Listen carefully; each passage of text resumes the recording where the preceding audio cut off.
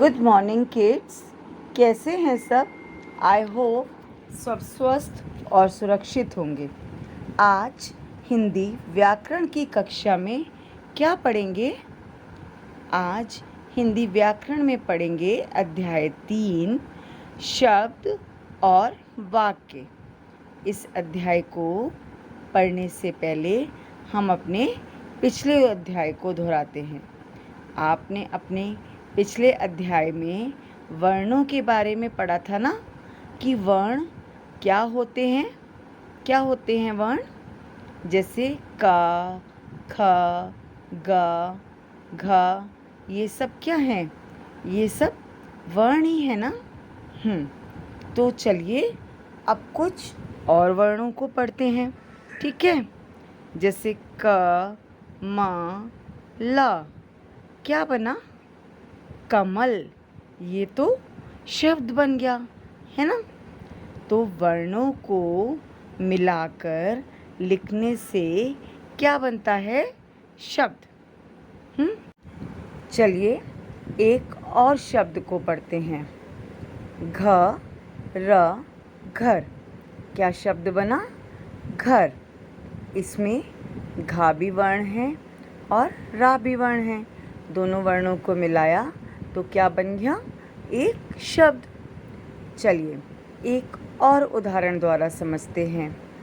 ल, ड़, का, लड़का, है ना।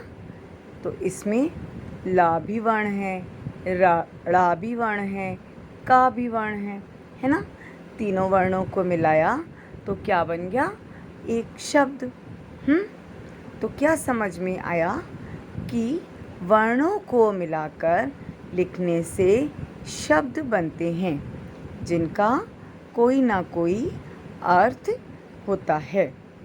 तो चलिए अब इन शब्दों को कुछ इस तरह से पढ़ते हैं। म, ल, क, मलक, र, घ, रघ, ड़, ल, का, लड़का। अरे ये क्या? इन शब्दों का तो कोई अर्थ ही नहीं है ना। तो ये शब्द नहीं हुए, है ना। तो अब क्या समझ में आया बच्चों कि वर्णों को मिलाकर लिखने से शब्द बनते हैं और हर शब्द का अर्थ होता है। चलिए अब वाक्यों के बारे में जानते हैं कि वाक्य क्या होते हैं। तो चलिए पहले कुछ शब्दों को पढ़ते हैं। राम फल खा रहा है। मोहन पढ़ रहा है। चिड़िया उड़ रही है। इसमें राम भी शब्द है, फल भी शब्द है, खा भी शब्द है, रहा भी शब्द है ना। मोहन भी शब्द है। तो ये सब क्या है? शब्द है ना।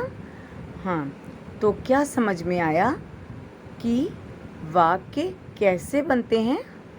कैसे बनते हैं वाक्य? शब्दों के मेल से वाक्य बनते हैं जिनका कोई ना कोई अर्थ होता है ना। क्या समझ में आया कि शब्दों के मेल से वाक्य बनते हैं जिनका कोई ना कोई अर्थ होता है। चलिए कुछ और शब्दों को पढ़ते हैं। खा रहा है, राम फल है, मोहन रहा पढ़ रही है, उड़ चिड़िया। अरे ये क्या? इसमें खा भी शब्द है, रहा भी शब्द है, राम भी शब्द है, फल भी शब्द है, मोहन भी शब्द हैं तो ये सभी शब्द है ना शब्द।